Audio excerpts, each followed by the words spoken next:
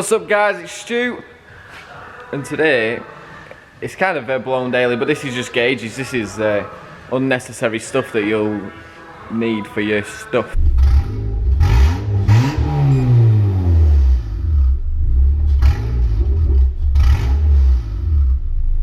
So what I'm on with today, I'm getting all the gauges sorted. So a lot of these videos now that are coming up where it's just little bits, I'll show you what I've done, and then I'm not going to go right through on like how to do it. I'll just show you the progress of what's happening.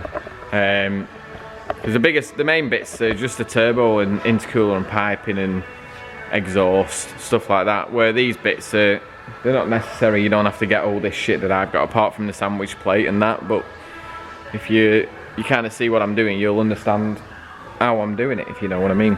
I've got my oil pressure sensor, my oil temp sensor, and obviously my oil feed on my sandwich plate. What I found out is that my filter, the reason it was leaking is because my rubber seal sits over the edge here. So I've just found another oil filter that should fit in. I've got my water temp sensor that's poking out, and I've got my boost, but I think on my boost I'm just going to run a vac line through the car to wherever my stuff's going to be. So what I'm going to do at the minute, I'm just going to extend all this wiring. I'm just going to extend it with just normal 32s twin. If you know what 32s is, it's just 17.5 amp cable. These top ones here, you've got little finger screw nuts, and I don't really like them. I could do with proper nuts that I can tighten up, but what I'm going to do is I'll just stick some Loctite on them when they're on, and then at least they're not going to try and wobble themselves free. So the heat shrink I use is just gluey heat shrink.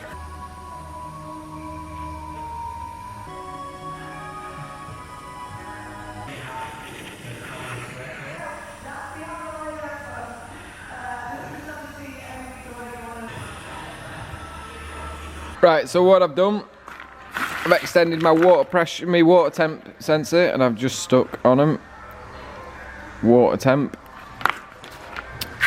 My oil pressure one, I put grease and I've Loctited them on, so they're not going to rot or anything. I've extended my oil temperature, and then same again, oil temperature and then oil pressure. This is my AFR meter loom that came in like a plastic sheath. So I've removed the plastic sheath and I've stuck Copex on it, or conduit, however you want to call it. So I've got my wiring all in, if you can see it up there. There we are, it's a bit better. I've left a big loop up here, but I'm going to get some heat blanket and wrap all this anyway, to try and keep it away, because you see how close it is to the exhaust. So it goes up and around there, behind that heat shield, comes out there. I've got my wideband sensor plug here, up there, above the drive shaft, and then straight up to the top. Really, in hindsight, if I had the engine out, I should have put all the heat blanket on. I should have run all these cables in, but I wasn't really going to put a lot of gauges in. I was only going to run a boost gauge, and that was it. And then I was like, oh shit, I need to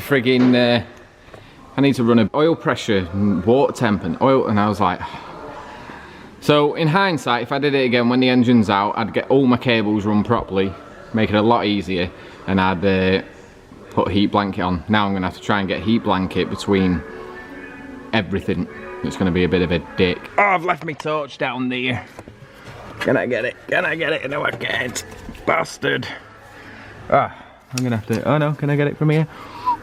Nimble fingers. Oh, yes. There we go. Get out of here. Get off me. Could have made that easier then by just removing this pipe off there, and I could have grabbed it. Got all my wiring in. So my water temp sensor's in. I just cable tied the wire to the actual thing, stop it breaking, because these break for fun. I've run the wire down there, under there, blah blah blah blah. These two are for my boost solenoid.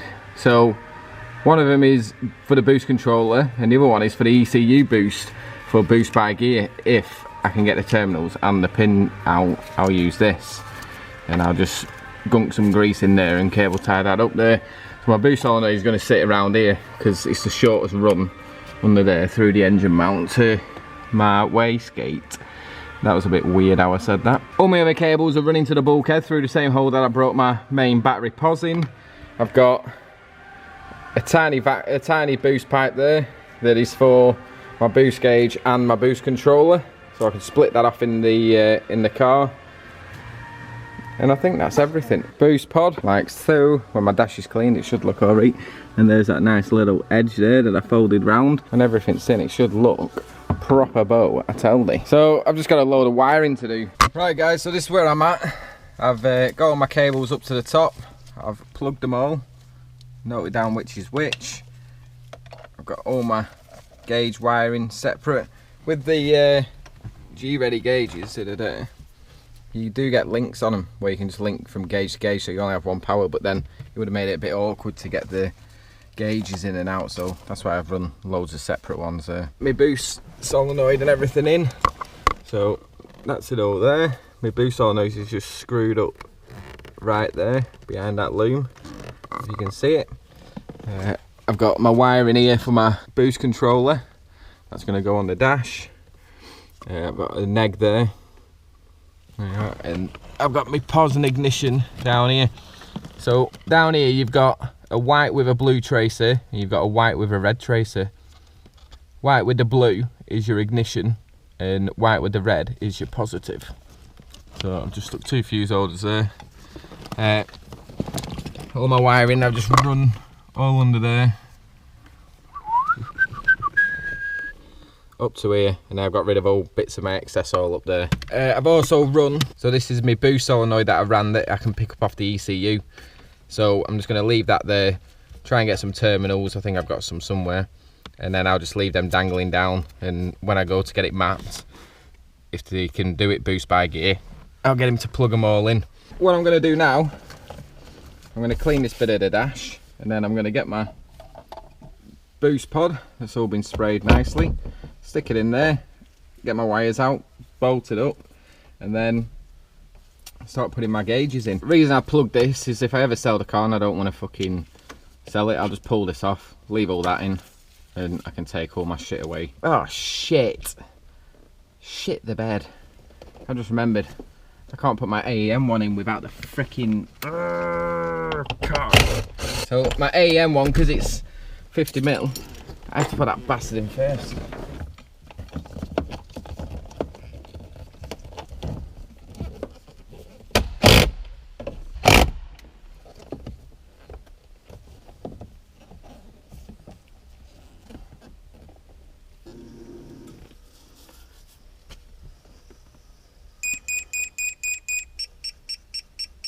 So this one must be an older style gauge because it's not as quick as these.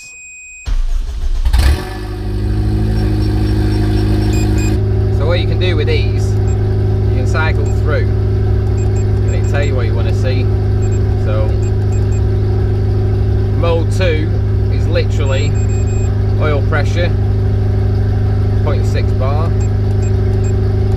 You can change the colour, but this says needle colour, but you can't seem to change the needle colour. It just changes the background. I need changing. The colour is so off compared to these. These are nice and bright. See, that's the one that's just a bit off. You can tell it's more blue than white. So my oil temperature is now coming up. It's at 54. So that's working. Water's working. Oil pressure's working, boost will be working, that'll be working, so there we are, we can knock it all off now.